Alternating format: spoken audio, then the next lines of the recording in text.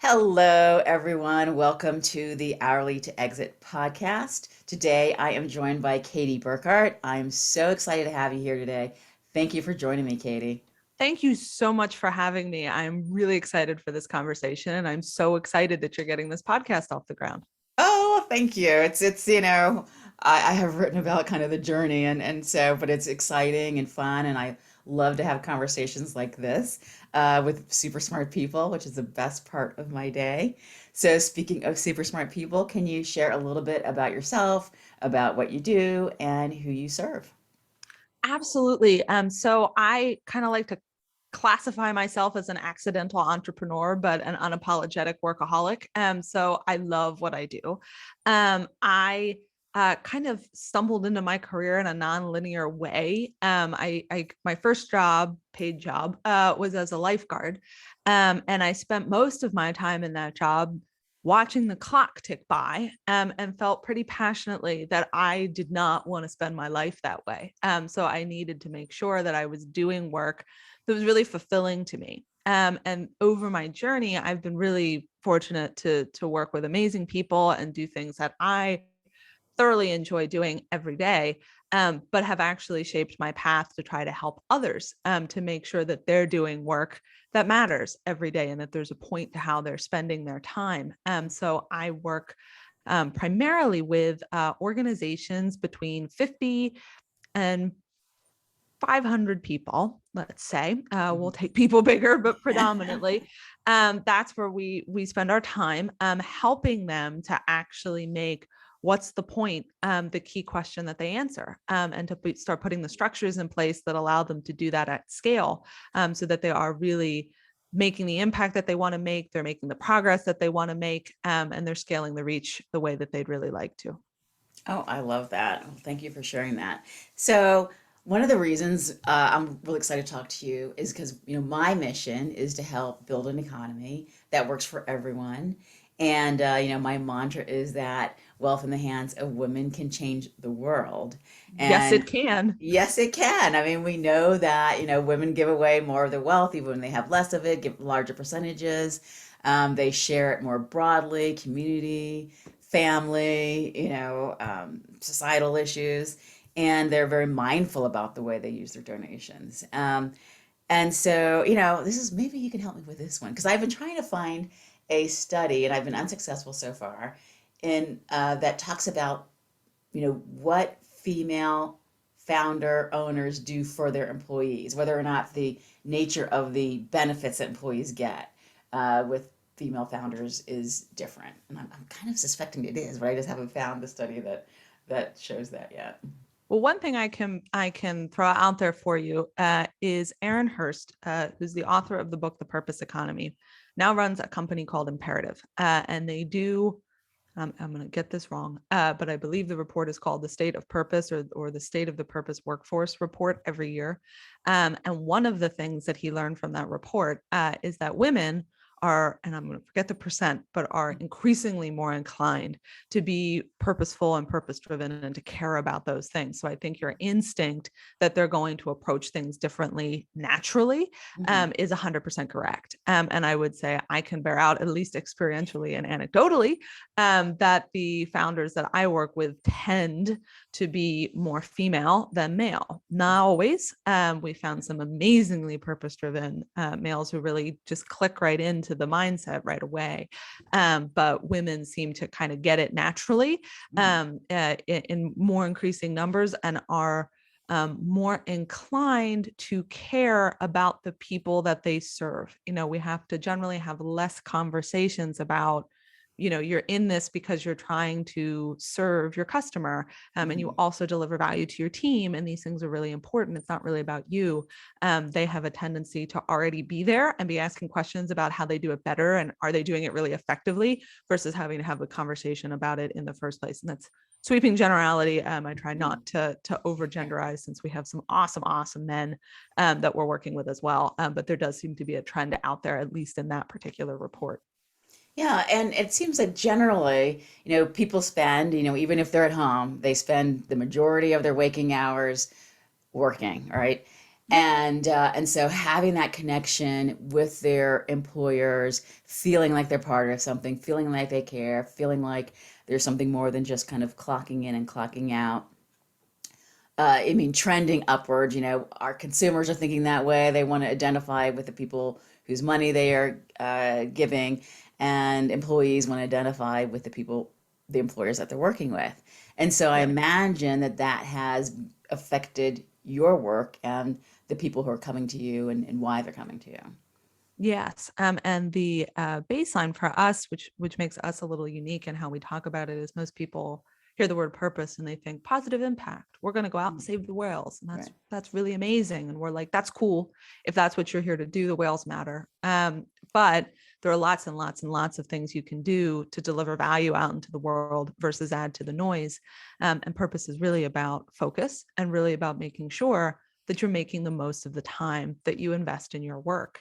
And I can think very specifically of I was speaking to a group of people and I finished the presentation. And the first question was, if I am not super obsessed over my work, like if my life's mission is not to change the world, but like I work because I enjoy what I do and I need money to live, but I really want to spend time with my family and whatever else, does that mean I'm doing it wrong? And I was very quick to be like, no, you are not doing it wrong. You are doing you, which is the big piece of this, because what it comes down to is time, and where does he want to put his time, and how does work fit into that equation, and helping him to make sure that it's totally worth it to me to spend my time here at work because they're going to pay me well. It allows me to do a skill that I enjoy doing and to do a really good job at it. But then I have the flexibility to go do these other things. So I think one of the big pieces that we talk about with organizations is having a purpose does not mean that you're walking around with little purpose robots, like reading the script back Right. to you and nodding, like this is not a Kool-Aid conversation. It's about having a really good reason to exist in the first place. Okay, because we don't need another need, like, do we really need to be doing this in the first place? And then making sure, in down to every meeting you schedule, that there's a good point to be asking the people on the phone to get on the call, because they could be putting their time into something else at work that would be more productive, or their time into something else that would be more valuable to them. So really looking at that time piece is huge, and getting people to think about it that way has been a really exciting conversation, because we're pulling different people into the mix who didn't necessarily identify this way before. Yeah. So when you look at, because when you look at, it's not just about what you're being paid, but also having the flexibility, because there's different ways to measure wealth, right? And and do you consider purpose a way to measure wealth in the same way you might talk about time? Maybe you don't always talk about time as a way to measure wealth, but having purpose is another way that, if we look at it as kind of almost like self-actualization, like you don't put a number on it, but it certainly adds to the enrichment of. Absolutely.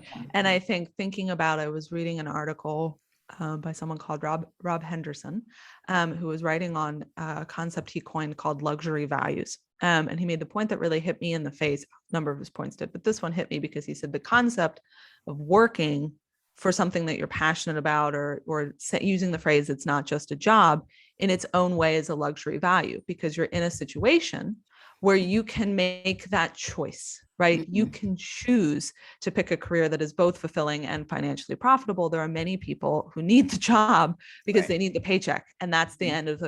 end of the conversation. So I think Mhm. absolutely the fact that you're in a position to make that decision is huge.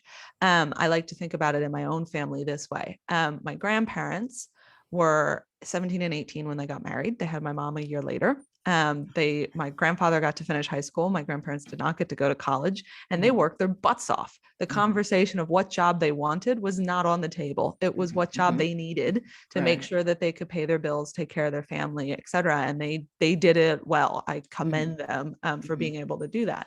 And they wanted to get their child further.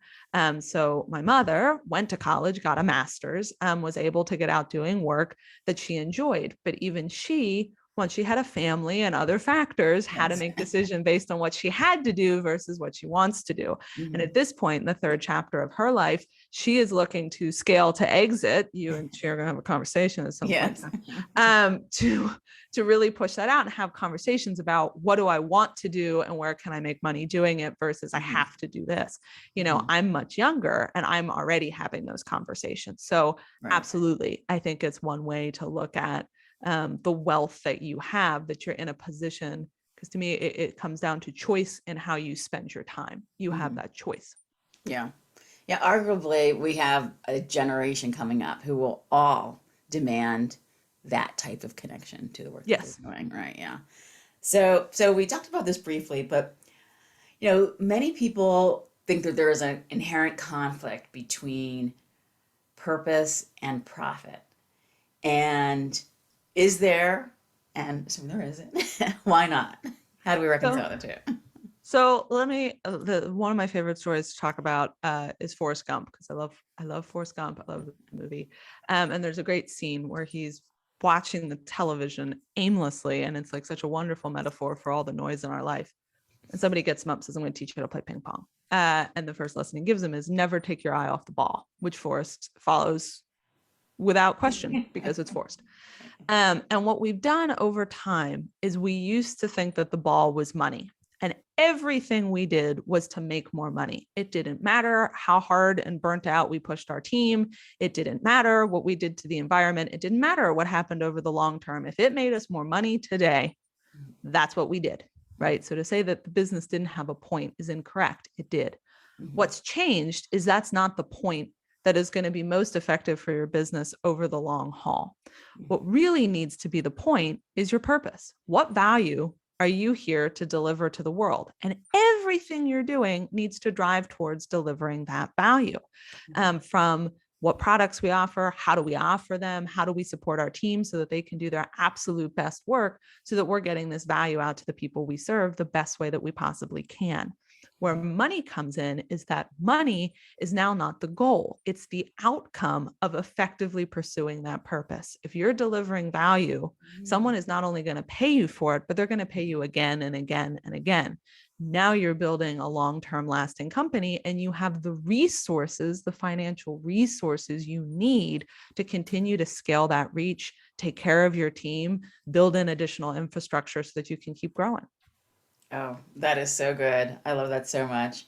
And do you find I'm just going to go to the male versus female dynamic for a second, that women have more trouble with um, prioritizing, well, not prioritizing profit, thinking about profit in this way, like that if I'm too profit focused, then somehow I'm taking away from being good. I don't find a gender dynamic to Mm-hmm. that. I find a size dynamic to that. Okay. Smaller businesses make this shift quicker because Mm-hmm. they can, or they're still in the stages like on the whole, okay, the Mm-hmm. vast majority of founders of the last 10 to 20 years like didn't just found their business to make lots and lots of money. There was some other reason that Mm-hmm. got them into jumping off into their startup, quitting their Mm-hmm. job or whatever it was. Could have been solving a problem, could have been something else. So there was something else there. And in their earlier stages, whether they're doing it deliberately or accidentally because you have very close contact to that founder, they can keep it together. As they get bigger, this becomes harder.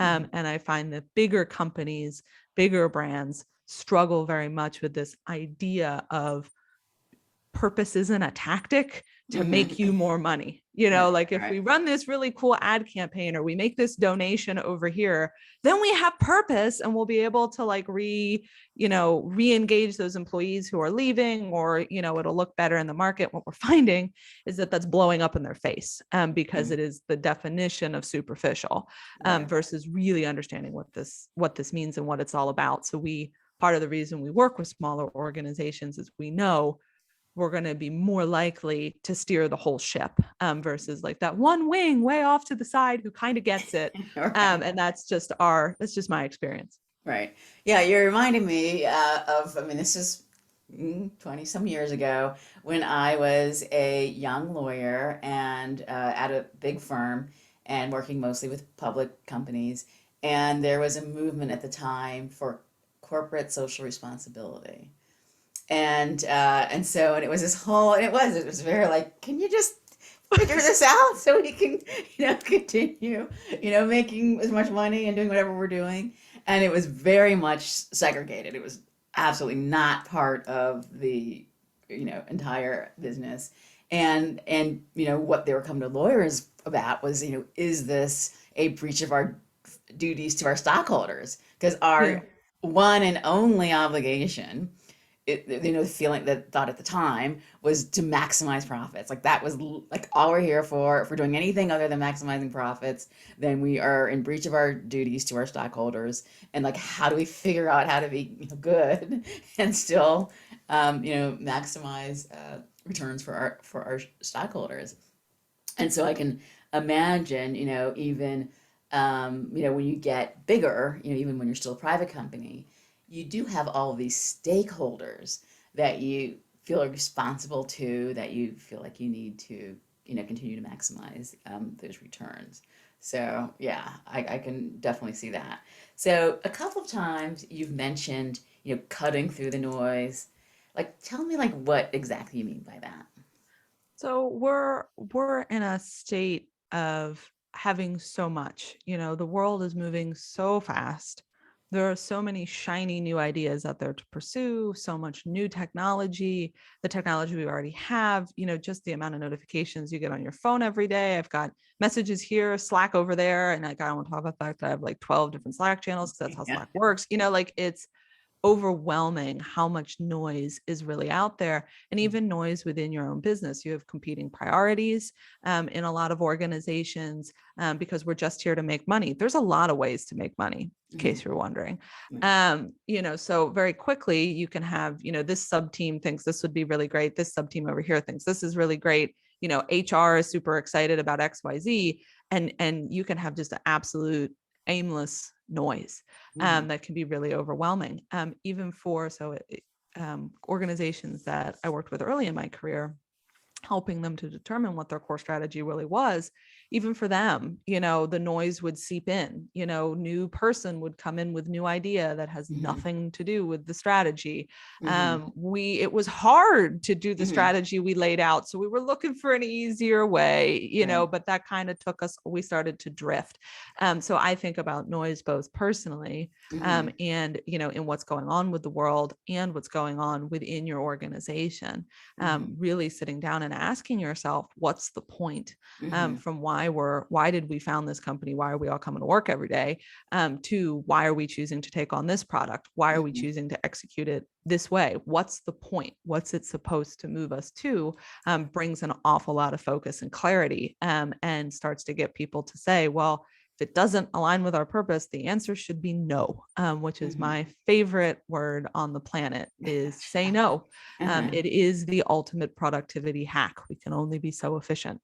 So start to say no, and focus on the things that are really going to drive that value, so that you're not asking your team to push paper on a project for 2 months that you then up and cancel because somebody changed their mind. What an awful thing to do to somebody.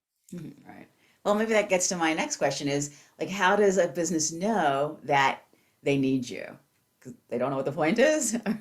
So we have groups call us for different reasons. One of them is we are struggling to tell our story.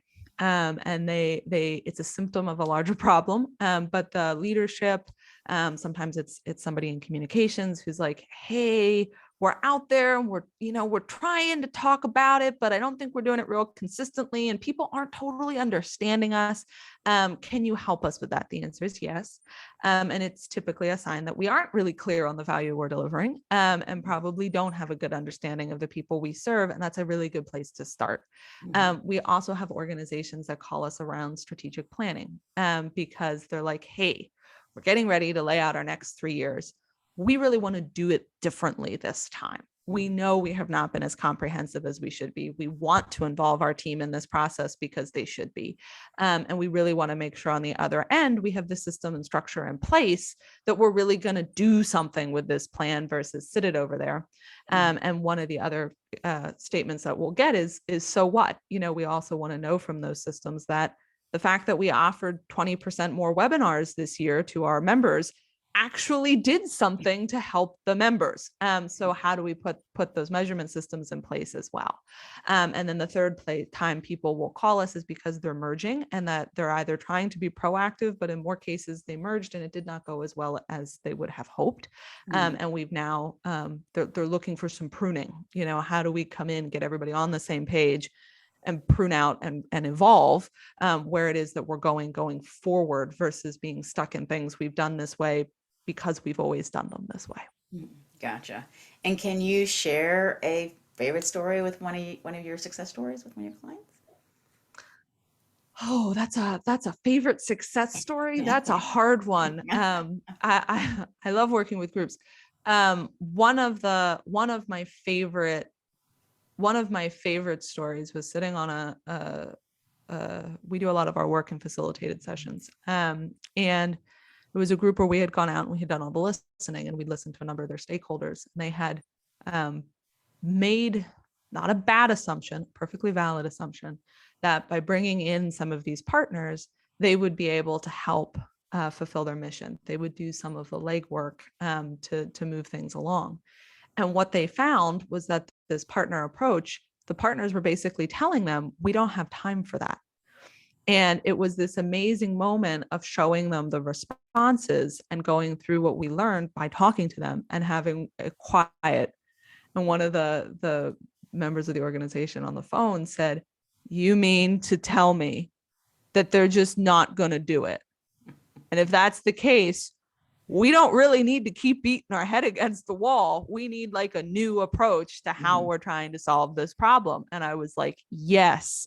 But what I love about that story was it really came from the listening piece, that I think a lot of us get very excited about what we're doing. I'm guilty. I'm a founder. I do it all the time. I'm like, this is a great idea. Yes. And then I'm like, Katie, go out and ask the people it's supposed to help and the people you're going to need to get it done, and make sure it's actually a great idea, not just something cool that you thunk up while taking a shower, so yes. That piece is really huge. But that's one of my favorite stories because I just loved the bold reaction.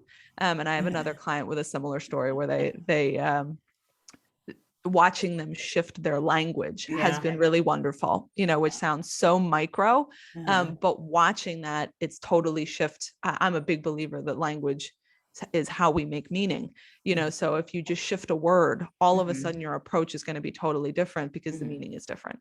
So I love getting to watch that as well. So is there a new vocabulary around this that you help your clients kind of understand? So fun that you asked that, because that's what I'm working on right now. Yes and no. I am adamant. And in fact, I put it in my tag that I'm a jargon slayer. Like, I loathe the fact that the way you will appreciate this because you're in law, right? We don't delete old laws. We write new laws to unwrite laws that we've already written, correct? So language is kind of similar. We're now marketing this new text. So I need a new word because that's how I'm going to distinguish myself from the old words that are on the market. And all that seems to add to, in most cases, is a whole lot of words nobody really understands. So what we're doing is saying, yes, there's a new language, but in most cases, it's not about inventing new words. It's about picking the right ones that are really shaping the right meaning. So one of the ones that's had a lot of impact with some of the organizations I've been talking to is train versus teach. You train a dog, you teach a human. And it's very obvious that people, even in my own interviewing for people from my own team, that they're really looking to join employers who are invested and helping them to learn, helping them to upskill, helping them to do that over the course of their life. But as soon as you say teach, I look at that very differently. I look at it more broadly. I look at it more humanly than training somebody to do something that fits within the system, within the machine of my business. So that's been a really one small example of how we're starting to look through that, but do everything that we can to cut out those words that people are using and don't have a whole lot of meaning, not add to that noise, but really try to get clear on, hey, how about we start talking about it this way? I'll leave you with this one, since we were talking about the finances, the idea of a cost versus an investment. So often we get really hung up on, well, these are all the costs to do something. Nobody likes costs. But when we start thinking about it as an investment, now you're thinking like a purpose-driven business. You're making money because it's a resource. How are you going to invest it? What's the point of investing it there? How is it going to help to move us forward? Gotcha. I love this. So when you talk about, you know, you talked about research to make sure that what you are interested in doing, there's somebody out there. Like, how do you approach research? Personally, that's been a fun one. So it's taken us some time. My first phase is always to go out and read first because it's easy and you can do it by yourself. Right. So I like to read what's going on in thought leadership. What are people struggling with? Ask the Public. ATP is a great website where you can put in like your terms and it'll come back and tell you what questions people are Googling for around that Oh. term, which may lead you to believe like somebody's actually interested in knowing this. Mhm. So that it's like, okay, where do people think their problems and challenges are? And then I usually start to speak on it. Is another way that I've done some research as far as like, am I talking about this in a Mhm. way that you understand it? Because if you don't understand it, then I can't even get to whether or not I'm being valuable because my Right. litmus test coming back will be wrong. Then I start to identify. So this is like old business versus new business. As someone who's in business, I then go out and talk to actual customers. Like these are people that paid me money to do something. What did Mhm. they think they need? How did they talk about it? What has their experience been like? What did they think the value was? So that I'm really learning from them in their words what they think. When we're working with clients, we're typically working with not new organizations that have been around long enough to get to at least 50 people. Um, in which case they have people they serve, they have team, et cetera. So we want to bring them together in facilitated conversations to actually ask them very key questions to understand how they're experiencing value, what's exciting to them, what challenges are in their way in their ability to do their job, all of those pieces so that we can come back and say, hey, this is what we're learning. We actually then go back and validate out what we think we heard, so that it's not like oh, you totally misunderstood me. We can come back and have them say, yeah, that's totally it. And when you're getting that like really excited response, you know that you've nailed it. All right. Yeah, I mean, research is one of those underutilized tools, whether it's, through conversations, obviously, just having, writing about it and all those things help inform, your point of view, hear the questions people are asking, where's the opportunity. And yeah, I am obsessed with research and and how to do it, how to, kind of, to do it most effectively. Well, you're doing this because you're writing every day now. We're talking about that in a Yes. second about, and and I have heard that the value part of that value is getting that feedback, like just constantly getting so Yep. much feedback about what your thoughts are, and making sure you're not hiding them, making sure you're giving them, testing them, and it is a struggle for any of us who are remotely shy, right, to like kind of put our thoughts out there and to get that feedback. But it is always so valuable. I learn so much. Like every conversation I have, every time I post something, you learn something new, Yes. and so yeah. It's huge. And I'm a perfectionist person. And we would have moved forward faster had I been more comfortable Mm-hmm. just putting it out there and Mm-hmm. seeing how people responded. Mm-hmm. But I took a very long time to feel like I had it together before I shared it with people. I don't regret it or anything. But it's something I say to other people, like, be comfortable that like you're going to try some posts, you're going to talk about some topics, you're going to talk about it in a certain way. And some of them may not work, Right, but what that tells you is you didn't hit it yet. right. And I say with on meetings all the time, I'm happy to be proven wrong. And every once in a blue moon, someone will ask me, why? That sounds really awful. Like, don't you want to have the answers? Like, you're coming in to help me with something. I said, yes. But when somebody proves me wrong, it gives me a chance and an opportunity to learn something new. Right, And that's always an amazing opportunity. right. And ultimately, we are here to serve, right? And so Yeah. if we aren't, you know, meeting a need, then what are we doing here, right? Exactly. Exactly. Adding more noise nobody needed. So this is the Hourly to Exit podcast. So we help people build scalable and saleable businesses, and we do that by helping them create exclusivity in the form of assets like intellectual property, as well as having a strong and unique market position and having predictability. So in order to exit, the acquirer needs to know that this is a business that can thrive without you, that you have processes in place, that your revenue projections are going to hold up. So, in the context of building a scalable and saleable business, where does the work that you do, helping people have purpose, purpose-driven business, like where does it fit in? So I think our work really fits in one, making sure that they're clear in the first place that, to your point, there is a need, and Mm-hmm. that we know who they are and we understand them and we can actually deliver the value they're looking for. Because you're definitely not going to scale if you can't get that question answered. Just drive yourself nuts. The second piece that we do is we help to put the structures in place so that you can keep growing that way. And I think that's where, from helping you to document your processes and making sure that you know what they are, to helping make sure you have a good process for meetings, to making sure that you know how to do planning on an annual and 3-year basis. I'm really helping to build those skills and make sure that they're done in a way that aligns with the point of being there, and you know what the point of what you're doing is. I think is where we really fit into that equation, because we really are keyed into people who want to grow what it is that they're doing, as well as people working with distributed teams, which I think will continue to be the norm.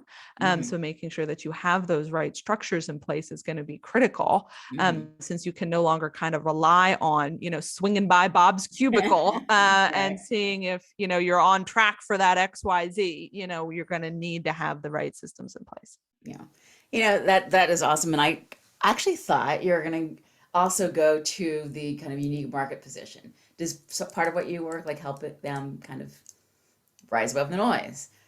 Yes, Mhm. I think you can definitely say that. But in some cases, it's about, I think some people hear that and they think like we're going to be the only one because we're like the best, most amazing, whatever. And actually, for a lot of our organizations, what they find is that focus is allowing them to stay narrow and go deep, which makes them a really effective business and effective over the long haul, but not necessarily that they're looking to be all things to all people, which is Right. a really interesting conversation when you get to unique market position and how people think about that, and I think a lot of people see it as the only versus seeing it as the best at for these people, Mhm. which is how we like to think about it. That is great.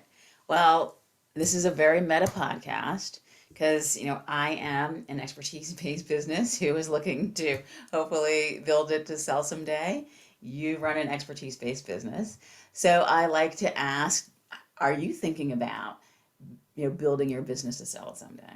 And Yes. yes. Um, yes, I am, which is an exciting thing to think about, as someone who loves what she does. And I mentioned at the beginning, I'm an accidental entrepreneur. I didn't wake up and be like, I'm going to build a really huge business. That's my calling. Like that had not crossed my mind. Mhm. I was really excited to go out and solve a problem I had identified and figure out how to do that. Um, and for me, I saw a Jeff Bezos quote as I was aimlessly scrolling through social media, which I'm slowly deleting so that I don't do that. Yeah. It said, be really stubborn on the vision, but be flexible on the details, and to Ooh, me, the that's. vision, Mhm. yeah, really helpful, right? I was like, my vision is to help people make what's the point the key question they're asking so that they're really making the most of their time. How I go about delivering that, I have a lot of flexibility. And recently we've been making some changes in how we approach that, and how we really start to scale that. And part of it is, as an expertise-based business, making sure we've got our signature solution in place, and that we can continue to grow it, as I take on a different role Mhm. with the company scaling its reach. That is exciting. Well, you are a young woman, those of us who are listening instead of watching. So, have you thought about what your next chapter might be if you were to exit your business? Yes, and in fact, I gave it a name already. I would really like to build a fund, and then in the next chapter of my business, and actually get into, how do I fund people trying to run these focused types of businesses for nonprofit, does not matter, and help them go out and really deliver the value they need to deliver, especially if I can get into the early stages in a productive way, because I think for so many people, there's a huge hump to get off the ground. because, most of us are not independently wealthy. But I don't love how many people are sort of selling their soul to the VC firm who's going to build out your business in a very particular way that is in their best interest, not necessarily in yours or that of your vision. Mhm. So figuring out a way to do that that is effective. I don't have an answer to the how, Mhm. but I can tell you that's what I think about doing, and then hopefully spending time teaching, and helping to pass things on to other people. Yeah. Oh, that's great. Well, that's also something, to keep in mind as kind of that incentive to keep going through the tough spots. So, as we wrap up, I have three final questions. I'll ask them one at a time. One is, here we like to support organizations that create a more equitable society. And I am wondering if there is a person or organization that has inspired you that you'd like to share with the audience. So the organization that I'm currently supporting is the Lyric Stage Company of Boston. I actually sit on the board. I've had the pleasure of working with them when I was in college. I got to work with them professionally, and then come back to be a board member. So obviously, I really like what they're doing. And what I love about what they do is they're a theater company that's focused on telling stories that are really centered on the person, really centered on the character and who they are as a human being. And I think they do a wonderful job of hitting all sorts of different types of people, and really getting me as an audience member engaged around what their story is, what their experience is, and get me to think about it, which I love. Awesome. Are you a thespian? I was originally, but not the acting kind. I cannot act. I had an acting teacher, actually. I took one acting course because you had to. And the teacher said to me, um, I don't think you can be anybody except you. And I was like, I'm going to take that as a compliment and be Yes. good with that and like go on, because it's just not my skill. I was a designer. So I spent time doing that piece of things. Well, no, Pete Davidson's making an entire career out of playing himself. So, and others before him have done so as well. So there's something Said to for that, I that. suppose. So, do you have an offer or something that you'd like to share with the audience? Things I'd like to share. So my big offer is, if you would like to talk about anything that I just shared, if you're interested in how we're looking at purpose and purpose driven and what that means and how we can help you find focus, or even just because I said something funny and you'd like to get to know me better, please connect with me on LinkedIn, drop me a message. I am happy to make the time to sit and get to know you, and see if there's something I can do to help you in your business. Yeah. Well, thank you. My last one was where can people find you? So, LinkedIn and Number one. yes. Second place that you can find me is to join our weekly logic community. So the way we define, understand, and actually have people use the purpose-driven model is something we call Matter Logic. And we send out and by we, I mean me, direct from me to you. We send out a weekly email with one point, one thing that's an actionable item that you can use at your organization right away, to help you be more focused, help you cut through that noise. So I invite you to come and join me and join that very excited community. All you have to do is go to matterlogic.co/weekly and jump on the list.